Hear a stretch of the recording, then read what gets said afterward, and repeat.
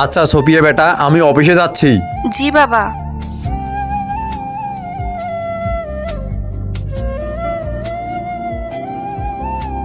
অসুস্থতার নাটক করতে করতে না ক্লান্ত হয়ে গেছি। মা, যেসব কাজ আছে না সেগুলো করে তাড়াতাড়ি আমার ঘরে আসো, আমাকে স্কুলে যেতে হবে।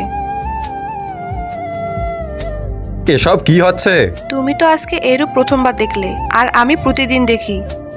তুমি যাওয়ার পর এইভাবে হুইল চেয়ার থেকে উঠে বসে আর আমাকে বলে আমার জন্য এটা করে দাও, ওটা করে দাও। আমি তো কিছুই বলতে পারি না। আর যদি আমি এসব কথা তোমাকে বলতে চাই, তখন তুমি বলবে আমার সতীনের মেয়ে, তাই আমি সব মিথ্যা কথা বলতেছি, কারণ এটা তো আমার মেয়ে না। কিন্তু সত্যি এটাই যে আজ পর্যন্ত আমাকে ও মা বলে ডাকিনি। কিন্তু ও এসব কি জন্য করছে?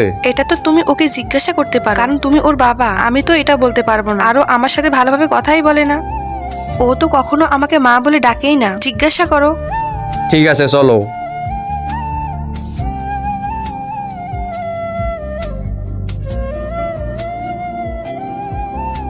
বন্ধ করো এই নাটক, আমি সবকিছু দেখে ফেলেছি। বাবা, তুমি তো অফিসে গিয়েছিলে না? নেক্সট পার্ট দেখতে চাইলে কমেন্টে পার্ট 2 লিখে যাও।